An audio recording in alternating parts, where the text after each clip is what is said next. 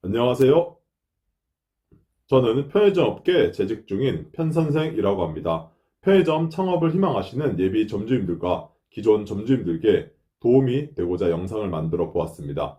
CU에 이어 GS15도 12월 18일 월요일에 상생안을 전격 발표하였습니다. 그런데 이번에는 정말 복잡하게 어렵게 바꿔놔서 저조차도 한번 들어서는 이해가 가질 않고 점주님들 또한 불평불만이 높아지고 있다고 하는데요. 과연 어떻게 바뀌었는지 한번 자세히 알아보도록 하겠습니다. 24년 1월 1일부터 상생 지원 제도가 변경이 됩니다. GS15의 취지는 운영이 우수한 점포의 지원을 확대하는 등 점포 경쟁력을 향상시키고 개선하기 위한 목적으로 변경되었다고 합니다. 기존에 고정으로 지원이 되던 금액들을 없애고 판매 이익금에 따라 점포 운영 경쟁력에 따라 지원의 차등을 주는 방법으로 바뀌었습니다. 이번 상생 지원 제도는 첫 번째 판매 이익 인센티브, 두 번째 경쟁력 향상 인센티브 이렇게 크게 두 가지로 나누어 볼 수 있겠습니다. 첫 번째 판매 이익 인센티브 제도 먼저 살펴보도록 하겠습니다. 판매 이익 인센티브는 FF와 FF 간편식, 신선, 치킨 두 가지로 나누어집니다. 먼저 삼각김밥, 김밥, 도시락, 샌드위치, 햄버거가 있는 FF 항목입니다. 기존에 10에서 40% 상시 폐기 지원이 되던 FF 폐기 지원이 사라지고 매출 총이익에 따라 최대 10% 인센티브를 주는 제도로 바뀌었습니다. 매출 총이익이란 총매출 곱하기 이익률인데 이 매출 총이익에 따라 조건부로 최대 10% 금액만큼 인센티브를 준다고 합니다. 이 조건부는 폐기율에 따라 측정이 됩니다. 다시 말씀드리지만 삼각김밥, 김밥, 도시락, 샌드위치, 햄버거의 경우 기존의 각 항목별로 조건별로 조금씩 다르지만 10에서 40% 폐기 지원이 되었습니다. 하지만 이제는 이런 상시 폐기 지원이 없어지고 폐기율에 따라 매출 총이익에 따라 지원 금액이 달라지게 된다는 겁니다. 폐기율 0에서 8% 미만은 지원이 없고 8%에서 16% 미만과 20% 이상은 5%의 지원을, 폐기율을 16%에서 20% 미만으로 맞추면 최대 매출 총이익의 10%를 지급해 주겠다고 합니다. 그러니까 10개 발주해서 10개 팔려도 안 되고 그렇다고 너무 많이 폐기가 나도 지원을 조금만 해주겠다는 건데 회사에서 생각하는 적정 폐기율을 유지하면 최대 10%의 지원을 해주겠다고 하는 겁니다. 첫 번째 항목부터 엄청 복잡하게 만들어 놨는데 한번 가정을 해보겠습니다. GS15 평균 일매출인 부가세 제외 180만원. 보통 FF는 전체 매출의 4, 5% 수준이니 5%로 가정해서 계산해 보겠습니다. 일매출 180만원, FF 매출 9만원, 월 매출 5,500만원, FF 월 매출 275만원. FF 이익률은 보통 30%고 폐기율은 18%라고 가정을 하고 기존의 폐기 지원은 20%를 받았다고 가정해 보겠습니다. 이게 삼각김밥, 김밥 등 항목별로 폐기율도 다 달라서 직접 계산하려면 영상이 너무 길어질 것 같아 그냥 FF를 전체로 합하여 계산을 하는 것이니 이해해 주시기 바랍니다. 이렇게 되면 매출 총이익은 82만 5천 원이 되고 폐기 금액은 43만 원이 되는데 기존 상생안 같은 경우 43만 원 폐기에 20%인 8만 6천 원의 지원을 받았고 내년부터 바뀐 상생안을 적용해 보면 매출 총이익 82만 5천 원에 10%를 지원받으면 8만 2,500원을 받게 됩니다. 매출 총이익의 10%는 어디까지나 최대이기 때문에 삼각김밥 5%, 김밥 10%, 도시락 5% 이런 식으로 더 낮게 받을 수도 있다는 점 알고 계셔주세요. 최대 10%를 인센티브로 받는다고 하면 차이는 이전 대비 비슷한 수준이 됩니다. 그리고 FF 간편식, 신선, 치킨은 상시 매출 총이익의 10%로 바뀌게 되었습니다. 이전에 과일, 야채, 치킨은 기존에 상시 50% 폐기 지원이 됐었는데 이젠 폐기 지원이 없어지고 매출 총이익의 10% 인센티브 제도로 바뀌게 되었습니다. 이 부분은 확실히 안 좋아지는 건데 사실 GS15는 타 경쟁사 대비 강점이 과일, 야채 등 신선 쪽으로 폐기 지원이 많이 되어 구색 강화가 가장 큰 강점이었습니다. 하지만 이런 장점이 사라지게 될 것 같습니다. 앞으로는 신선 치킨 발주가 많이 줄어들게 되겠죠? 이 새로운 상생 지원 제도는 고매출일수록 판매 이익이 높아지니 좋아질 것이고 저매출점일수록 판매 이익이 줄어들어 안 좋아지게 될 것 같습니다.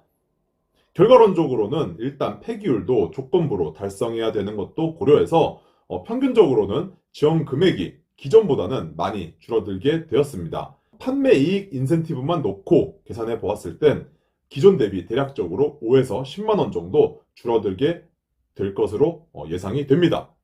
이렇게 지원이 줄어든 대신 새로 생겨나게 된 항목들이 있는데 바로 두 번째, 경쟁력 향상 인센티브 제도입니다. 두 번째, 경쟁력 향상 인센티브 제도는 세 가지로 나누어지는데 첫 번째, 구색 강화, 두 번째, 수익 개선, 세 번째, 서비스 향상으로 나누어집니다. 먼저 첫 번째, 구색 강화 인센티브를 먼저 살펴보면 이것도 세 가지로 나누어져 있습니다. 먼저 첫 번째, 핵심 카테고리 구색 강화입니다. 본사에서 지정해준 100개 상품들 중 70%를 도입을 하게 되면 5만원의 인센티브가 주어지게 됩니다. 두 번째는 FF 구색 강화 및 유지인데 FF 상품 70% 이상 도입 시 1만원, 3일 동안 50% 유지 시 2만원을 받게 됩니다. 3일 동안 FF 상품 중 50%를 계속 발주하라는 겁니다. 이게 최대 8만원이 주어집니다. 그런데 치사하게 유통기한이 고객의 소리에 2번 걸리게 되면 위 금액이 제외가 됩니다.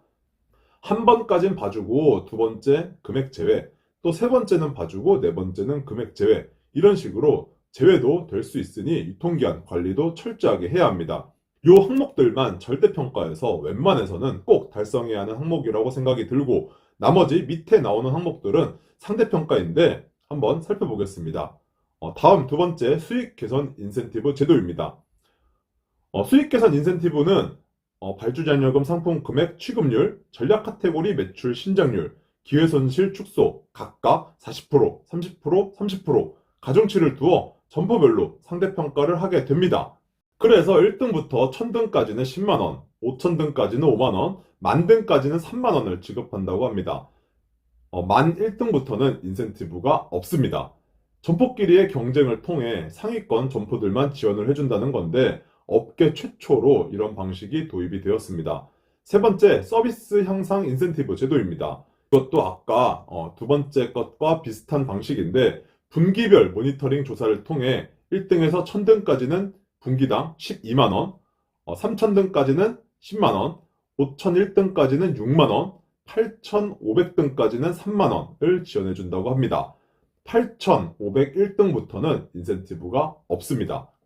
경쟁력 향상 인센티브 같은 경우에는 기존 경쟁력 인센티브 대비 확실히 금액은 높아졌는데 기존 같은 경우에는 거의 없다고 봐도 무방할 정도로 지원 금액이 작았고 못 받는 점포들도 정말 많았습니다. 하지만 이번에는 조금만 운영에 신경을 써서 중간만 되어도 대략적으로 10만원 정도는 챙길 수 있게 되어 전체적으로 계산을 하게 되면 지원 금액이 살짝 높아졌다고 볼 수도 있겠습니다.